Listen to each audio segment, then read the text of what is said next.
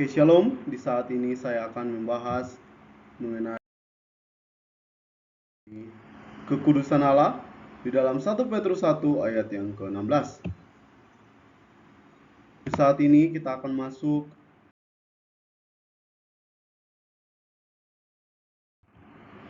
kepada dasar isi. Saya akan membahas yang pertama mengenai mengupas latar belakang surat 1 Petrus. Saya akan membahas mengenai kekudusan Allah dalam 1 Petrus 1 ayat 16. Dan juga saya akan membahas mengenai panggilan untuk hidup yang kudus. Dan seterusnya saya membahas mengenai penerapan kekudusan dalam kehidupan sehari-hari. Dan terakhir saya akan menyimpulkan semuanya. Oke, yang pertama saya akan membahas mengenai latar belakang surat 1 Petrus. Nah, surat 1 Petrus sendiri ditulis oleh Petrus, yang dimana Petrus adalah murid Tuhan Yesus Kristus, dan ketika dia menulis, dia berada di Babilonia. Babilonia pada saat itu berada di kota Roma. Nah, surat 1 Petrus ini ditulis sekitar tahun 64 sampai 65 Masehi. Pada saat itu, kaisar yang memerintah adalah Kaisar Nero, dan ketika itu Kaisar Nero memerintah, banyak orang-orang Kristen Yahudi di wilayah-wilayah tertentu sangat merasa tersiksa dan menderita karena penganiayaan yang dilakukan oleh Kaisar Nero. Dan surat ini memberikan dorongan, penghiburan, dan petunjuk dalam menghadapi pencobaan. Nah, kita akan masuk kepada kekudusan Allah dalam 1 Petrus 1 ayat 16. Kata kudus sendiri disebut hagios.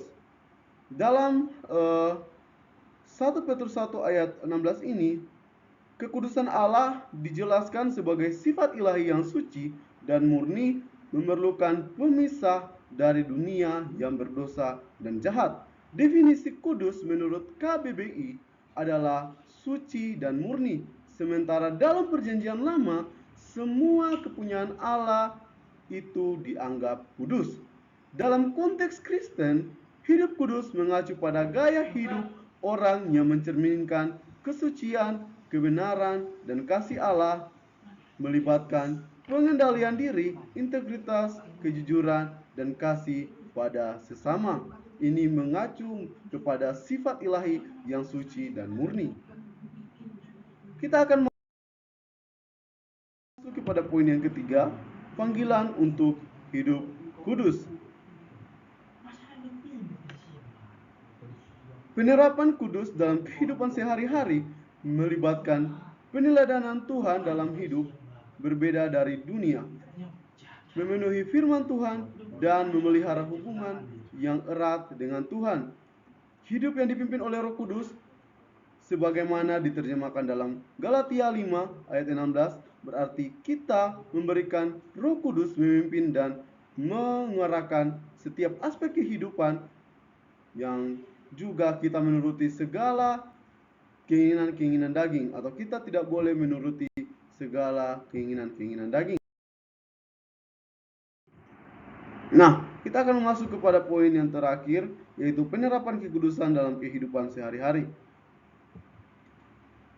Nah, yang pertama adalah peneladanan Tuhan.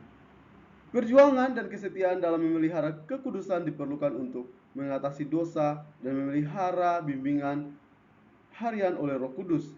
Janji Tuhan bagi mereka yang hidup kudus meliputi yang pertama, yaitu perjuangan dan kesetiaan, di mana kita memiliki perjuangan dan kesetiaan. Kita harus memiliki perjuangan